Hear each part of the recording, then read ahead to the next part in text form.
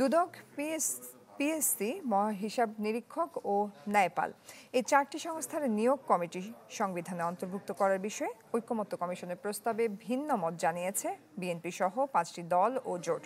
কমিশনের সহসভাপতি জানান, সনদের খসড়ায় পরিবর্তন ও পরিবর্ধন করে যে পরামর্শ এসেছে তা সমন্বয় করে চূড়ান্ত সনদ তৈরি করা হবে। শেষ দিনের বৈঠকে তিনি বলেন, জুলাই সনদ বাস্তবায়নের প্রধান দায়িত্ব রাজনৈতিক দলগুলোর।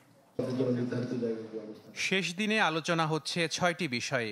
যদিও আগে এই বিষয়গুলো নিয়ে আলোচনা হয়, তবে কোনো সিদ্ধান্তে আসতে পারেনি দলগুলো। শুরুতেই সরকারি কর্ম কমিশন, দুর্নীতি দমন কমিশন, মহা হিসাব নিরীক্ষক ও নিয়ন্ত্রক এবং ন্যায়পাল নিয়োগের বিধান সম্পর্কিত বিষয় নিয়ে আলোচনা হয়। ঐকমত্য কমিশনের প্রস্তাবে বিএনপি সহ 5টি দল ও জোট ভিন্ন মত দেয়, অন্যরা প্রস্তাবে সায় দেয়।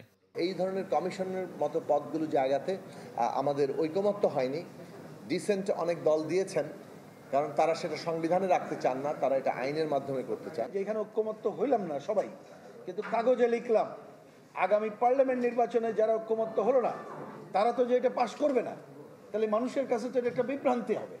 এছাড়া সংসদে উচ্চকক্ষ কিভাবে প্রতিষ্ঠিত হবে সেটি নিয়েও হয় আলোচনা, যেখানে বিএনপি পিআর না চাইলেও জামায়াত ও এনসিপি চায় সংখ্যানুপাতিক পদ্ধতি। যে দলগুলোর অন্তত 1% ভোটও থাকবে তারাও একজন প্রতিনিধি উচ্চকক্ষ দিতে পারবেন। সে জায়গা থেকে বহু দলীয় গণতন্ত্রের আরও একটা ব্যাপকতর রূপ আমরা উচ্চকক্ষে দেখতে পাবো। উচ্চকক্ষের মধ্যে যদি আপনার অন্যান্য রাজনৈতিক দলের প্রতিনিধি আসে, সেখানে বর্তমান যে রাজনৈতিক দল সরকারে যাবে সেই রাজনৈতিক দলকে কোনোভাবে ফাংশনাল না করার একটা প্রবণতা শুরু থেকে আমরা দেখেছি। বিএনপি সহ যারা এই ব্যাপারে নোট অফ ডিসেন্টের কথা বলছেন, তারা পার্লামেন্টের আসনের তাদের প্রাপ্ত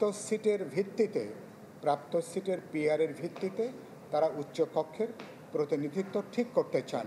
সংবিধান সংশোধনীর ক্ষেত্রে, পররাষ্ট্র নীতি কিংবা বৈদেশিক চুক্তির মতো বিষয়ের ক্ষেত্রে জাতীয় নিরাপত্তা সম্পর্কিত বিষয়ের বিলগুলো অন্তত উচ্চকক্ষে অবশ্যই আটকে দেওয়ার একটা ক্ষমতা থাকা দরকার।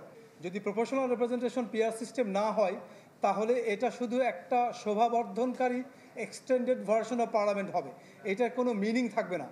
আগামী 5 আগস্টের মধ্যে একটি চূড়ান্ত খসড়া তৈরি করে দলগুলোর কাছে পাঠাতে চায় জাতীয় ঐকমত্য কমিশন।